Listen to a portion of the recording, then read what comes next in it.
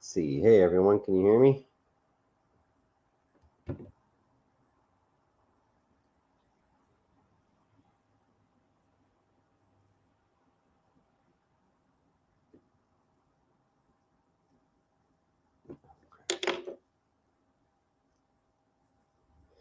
Just want to make sure the audio is good here.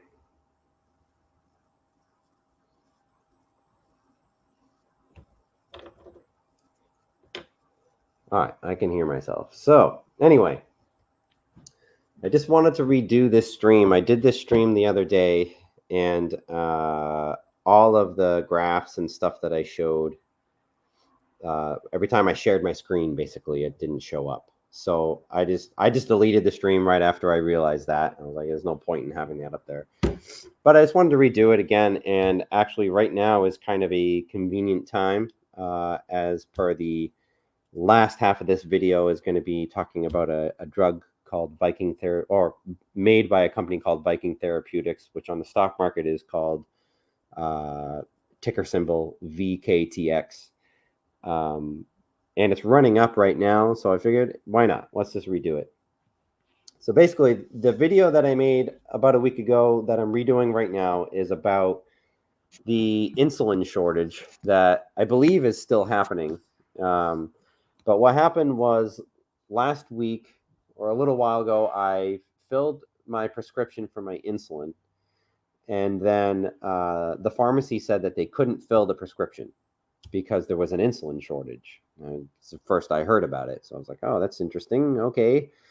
The pharmacy then said that they would put the order through to a neighboring pharmacy that might be able to fill the prescription. So I said, all right, go ahead and do that, and I'll pick it up in a day or two at that pharmacy, which is the next town over for me. So a couple days later, I wasn't able to get there right on time because of my work schedule and stuff, but I ended up getting there and filled my prescription, and the pharmacy only gave me one box of my prescription that normally gives me two. And I had to pay the same price because of my deductible for my insurance or whatever. So I pay my $35, I get my box of insulin, and then I realize that it's missing half of it. So I go up to the pharmacist and say, what's going on? I only got half of my insulin. And said, well, there's a pretty severe shortage that's happening right now throughout the country. So we're just trying to ration the amount of insulin that we're giving out. And I explained to her how I'm a type 1 diabetic and I really depend on this stuff. So is there any way I could get my full prescription? And she said, of course, if you're type 1, I know I have a little bit more out back. Let me go get the rest of your prescription. So she did, which was really awesome. Because that's one of the last things that I want to do is worry about the amount of insulin that I have, because it's, if I'm running low, I need to start drastically changing the way I eat or not eating certain meals, which sucks, but that's life. So she gave me my full prescription, and then I asked her about the shortage. I said, what's going on with the shortage? Is it like a manufacturing thing, or like what's going on? And she mentioned that it has nothing to do with manufacturers. It has everything to do with the fact that it has gotten out, word on the street, that you can use regular insulin to lower your weight, to lose weight quicker. And at first I was like, what? That doesn't make sense.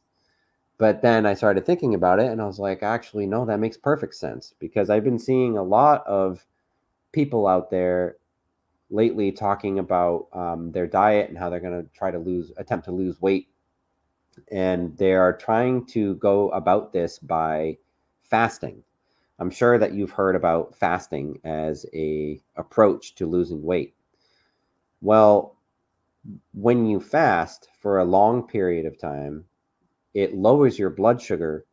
And if you do it long enough, consistently enough, your body can enter this state of ketosis, which basically is your body being at a low enough blood sugar that it starts to burn all the glucose that's stored up in your body.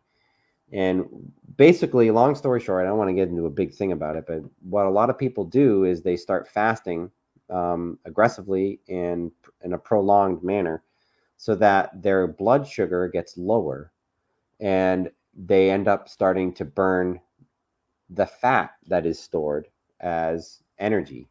So it's trying to get your body from a carbohydrate fueled setup into a fat burning setup for your energy instead of carbohydrates, because you intake carbohydrates and then they get stored as fat. But our bodies run off of carbohydrates, and we very rarely exhaust the amount of carbohydrates that are stored up in our body and even get to the fat, which is why a lot of people end up building up fat. The reason I think this is so interesting is because Ozempic, which has come out a while ago, it's a drug made by Eli Lilly. Ozempic is a wildly successful drug at helping people lose weight. And the way that this drug works is hold on, let me see here if I can actually get this to share correctly.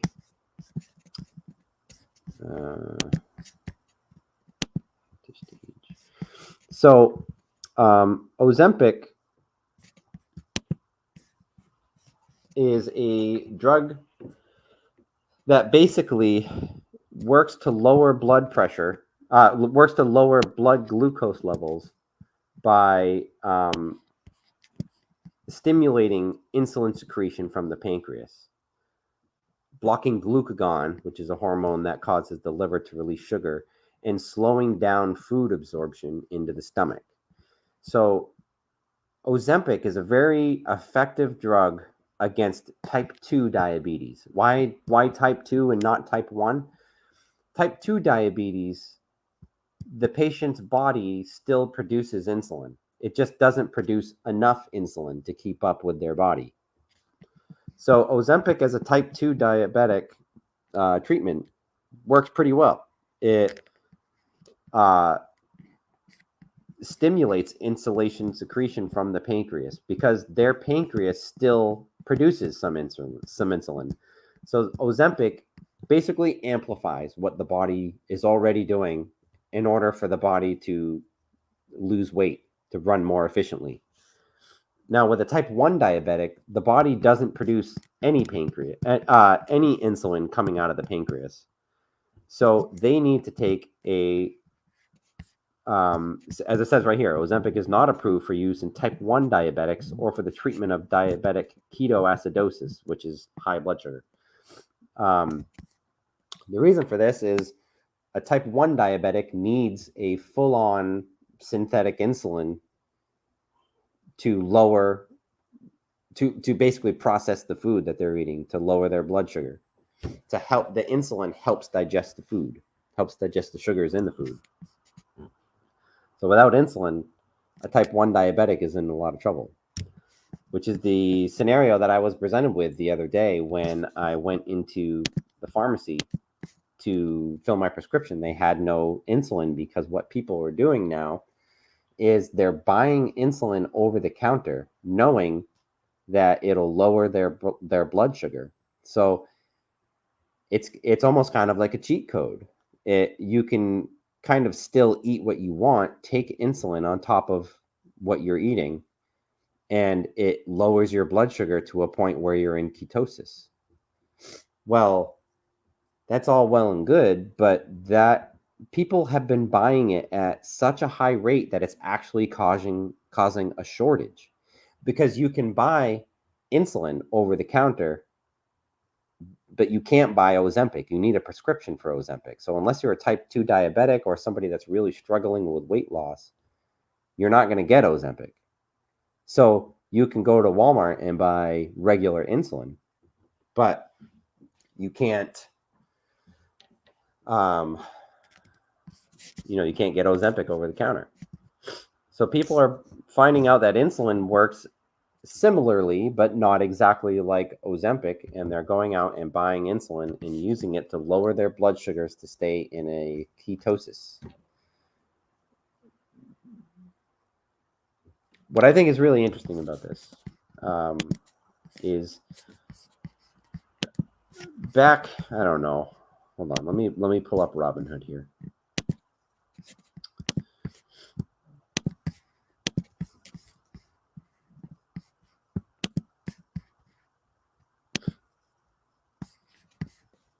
So on my Robinhood here, we're looking at Viking Therapeutics, which is a company that has made a weight loss drug that is similar to Ozempic, but much different. Now, as you can see, there's been some pretty good activity here. I originally purchased this stock a long time ago. I'm a visionary, I know. I purchased this stock back in here somewhere, and then again right here, right before this big pop off.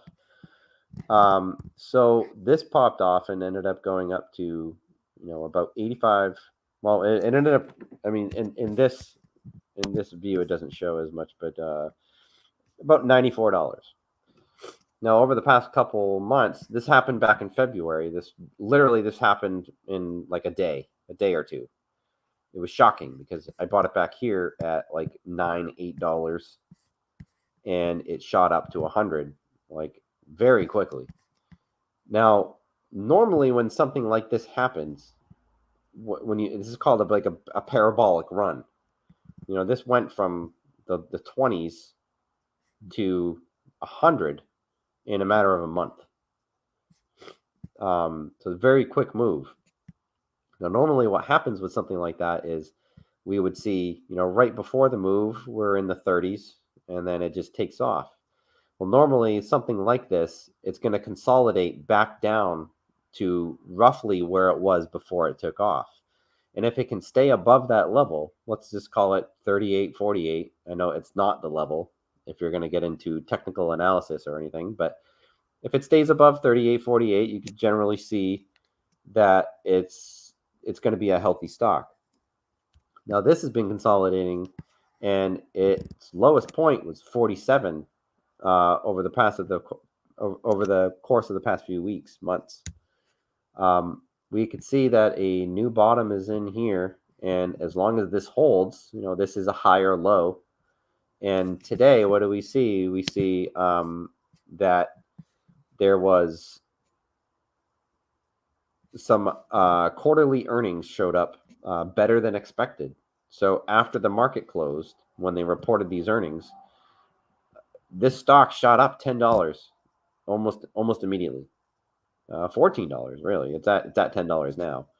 But the last time that this made a big move, it was correct me if I'm wrong, but this was in a pre-market move. So this was in before the market was even open. It started, because I remember it happened on my way into work the last time when I cashed out a bunch of it. I really think that this stock has a lot of potential. You go out to the 1 year view. I think this is just about to take off again. I'm not saying that it is. I'm not saying that it isn't. If you're interested in the stock market and want to place some trades, I highly recommend that you do your homework and you talk to somebody that knows what they're talking about. I tend to invest in things that I understand, and I understand diabetes. I live with it. I have it. And this drug is not for diabetes at all in any way. It's a weight loss drug, but it's very much related. And I'm already seeing the effects of it. People are literally buying insulin at levels that are making my prescription hard to get. So there's a demand for it. Supply and demand is the model of capitalism. So I just see this drug being wildly successful, and I've seen it in my own life. So that's why I'm invested in it, and that's why I see good things coming from it eventually. Good things have already come for me, but if you haven't gotten into this stock and you're interested in it, I wouldn't buy it right now because it's at the top of a peak, but keep your eyes on this because this is moving again. And I honestly, I don't see a limit to what this stock could be worth in the future. You look at something like Eli Lilly, that's a very big difference. Eli Lilly and Viking Therapeutics are not in any way the same company. But look at this company. I mean, the 5-year on this, this is insane. So I'm not saying that Viking Therapeutics is going to be worth $1,000 a share. I'm not saying that. But what I am saying is Viking Therapeutics has the potential to knock off Ozempic as a weight loss drug. More effective, safer so far as their testing goes. So it's going to be a competitor at the very least to Eli Lilly as far as weight loss drugs and as far as Ozempic goes. So that's pretty much all I wanted to show. I hope this one came out better than the last one. At least I know that the screen sharing worked. So if you guys have any questions about it, just let me know. I'll be here. And also, just one more final reminder, nothing said in this video can be taken as financial advice. Nothing in this video can be taken as medical advice. If you have a question on any of this, talk to your doctor about it because they're the ones that prescribe this stuff. I don't. I use insulin, but I'm not a prescriber of it. I don't encourage you to use insulin in any way other than recommended, which would be for if you're a diabetic. I highly, highly, highly do not recommend using insulin as a weight loss supplement. It's very dangerous, very, very dangerous stuff if you don't know what you're doing with it and if you don't have a doctor helping you with it. As far as financial advice, if you're looking to invest in the stock market or you're looking at any of these ticker symbols, especially VKTX and especially Eli Lilly, talk to a financial advisor and come up with a plan on how to invest in this effectively. Don't just go throw your money at it. Not a good idea. Have a plan and stick to it. So that's my disclaimer. Not financial advice, not medical advice. Thank you.